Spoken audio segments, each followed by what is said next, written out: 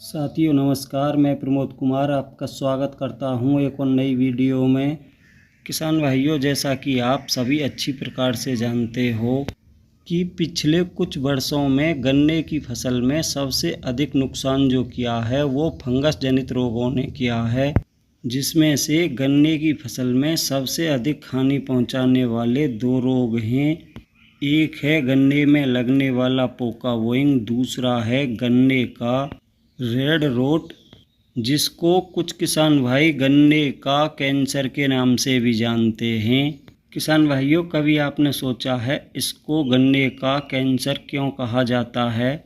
किसान भाइयों, इसको गन्ने का कैंसर इसलिए कहा जाता है जैसा कि किसी आदमी के शरीर में कैंसर की शुरुआत होती है, अगर उस समय उसका सही प्रकार से इलाज किया जाए तो उसकी रोकथाम हो सकती है। अन्यथा किसान भाइयों, आपने देखा होगा कैंसर पीड़ित आदमी का बचना नामुमकिन होता है। उसी प्रकार ये गन्ने का कैंसर होता है। अगर आपने शुरुआत अवस्था में ही इसकी रोकथाम कर ली तो किसान भाइयों, आप अपने गन्ने की फसल को बचा सकते हो। अन्यथा किसान भाइयों, आप किसी भी दवा का कितनी भी मात्रा में प्रयोग कर लेना, आपके गन्ने की फसल को कोई भी दवा बचा नहीं पाएगी। तो किसान भाइयों, आज की वीडियो आप सभी के लिए बहुत ही खास और बहुत ही फ़ायदेमंद होने वाली है। हो सकता है कि वीडियो थोड़ी लंबी हो जाए, इसलिए आप सभी से मेरा अनुरोध है कि वीडियो को अंत तक अवश्य देखें और वीडियो पसंद आए तो वीडियो को लाइक और दूसरे किसान साथियों के साथ वीडियो को शेयर करना ना भूलें।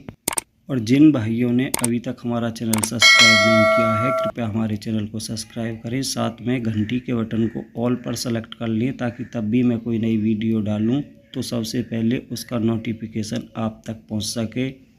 तो साथियों, आज मैं आपको बताऊंगा आप अपने गन्ने को गन्ने के रेड रोट से किस प्रकार से सुरक्षित रख सकते हो। तो किसान भाइयों, जैसा कि आप सभी भली प्रकार से जानते हो कि ये एक फंगस जनित रोग है जो कोलेटोट्राइकम फालकेटम फंगस के कारण गन्ने की फसल में फैलता है। किसान भाइयों, जैसा कि आप सभी भली प्रकार से जानते हो कि ये फंगस सबसे अधिक नुकसान गन्ना वैरायटी 0238 को पहुंचाती है। इसका सबसे बड़ा कारण ये है कि एक ही खेत में बार बार इसी गन्ना वैरायटी की बुआई करना, जिसके कारण इस गन्ना वैरायटी की फंगस के प्रति रेजिस्टेंस पावर कम हो चुकी है।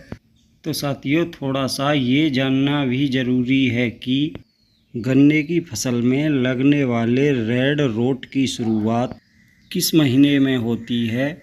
तो भाइयों, इसकी शुरुआत जून जुलाई के महीने से ही होने लगती है। जैसा कि किसान भाइयों, आपने देखा होगा जैसे ही बरसात शुरू होती है गन्ने की फसल में पोका बोइंग के लक्षण दिखाई देने लगते हैं। लेकिन किसान भाइयों, रेड रोट की शुरुआत जून जुलाई के महीने में ही हो जाती है, लेकिन इसके लक्षण किसी गन्ने में तो जुलाई के महीने में ही दिखाई देने लग जाते हैं, किसी खेत में अगस्त सितंबर या ये कहें कि फसल के लास्ट तक कभी भी दिखाई दे सकते हैं। किसान भाइयों, जब इस फंगस को इसके अनुकूल टेम्परेचर मिलता है तभी ये हमारे गन्ने की फसल में हानि पहुंचाने लगती है।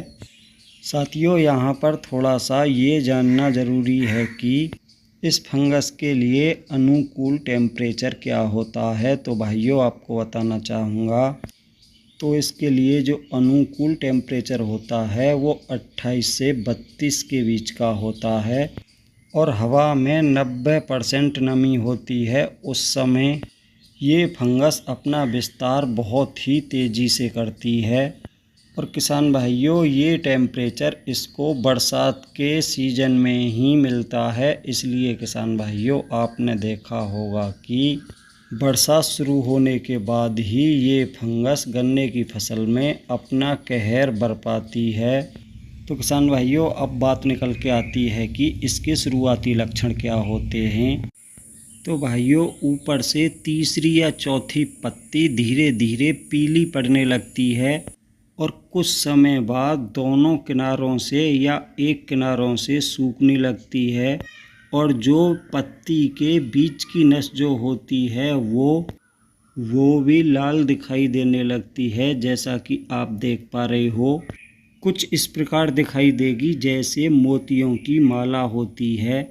और कुछ समय के बाद पूरे गन्ने की पत्तियां पीली पड़ के सूखने लग जाएंगी।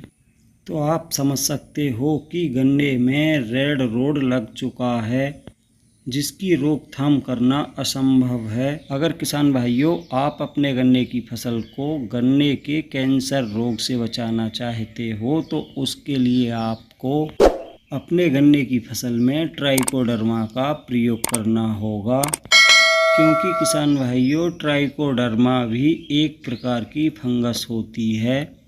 ये वो फंगस होती है जो हमारी मिट्टी में जितनी भी प्रकार की फंगस पड़ी हुई हैं उनको समाप्त कर देती है। क्योंकि किसान भाइयों ट्राइकोडर्मा के अंदर जो फंगस होती है वो एक प्रकार की मांसाहारी फंगस होती है और जो हमारी फसल को हानि पहुंचाती है वो शाकाहारी फंगस होती है। तो किसान भाइयों आपको ट्राइकोडर्मा का प्रयोग किस प्रकार से करना है, तो जैसा कि किसान दोस्तों आप देख पा रहे हो ये हमारे पास प्लास्टिक के ड्रम में ट्राइकोडर्मा है जिसको हमने मल्टीप्लाई कर रखा है और इसको हम गन्ने में सिंचाई के पानी के साथ चला रहे हैं, जैसा कि किसान दोस्तों आप देख भी पा रहे होंगे। अगर बात करें 1 एकड़ में कितना ट्राइकोडर्मा चला रहे हैं तो किसान भाइयों ये 200 लीटर का ड्रम है और इसमें हमने 1 किलो ट्राइकोडर्मा को मल्टीप्लाई कर रखा है। किसान भाइयों ये जो वीडियो आप देख पा रहे हो ये रात के समय की शूट की हुई वीडियो है, क्योंकि किसान भाइयों दिन में लगातार लाइट नहीं आती, इसलिए रात में ही चलाया है ताकि किसान भाइयों सारे खेत में एक समान ट्राइकोडर्मा फैल सके। क्योंकि पूरी रात लगकर लाइट आती है, बिजली बार बार नहीं भागती, इसलिए किसान भाइयों यही कोशिश की है कि जिस भी खेत में चलाएं रात में ही चलाएं, क्योंकि हमारे यहाँ पर दिन में बहुत ही कम लाइट आती है, बेर बेर लाइट चली जाती है, लेकिन रात में लगातार लाइट आती है। तो किसान भाइयों इस ड्राम में लगभग 200 लीटर पानी में हमने 1 किलो ट्राइकोडर्मा को मल्टीप्लाई किया है, जिसका प्रयोग हम 1 एकड़ गन्ने की फसल में कर रहे हैं। और भाइयों आपको ये भी बताना चाहूँगा कि ये ट्राइकोडर्मा हमने आज से लगभग 10 रोज़ पहले अपने गन्ने की फसल में सिंचाई के साथ प्रयोग किया था।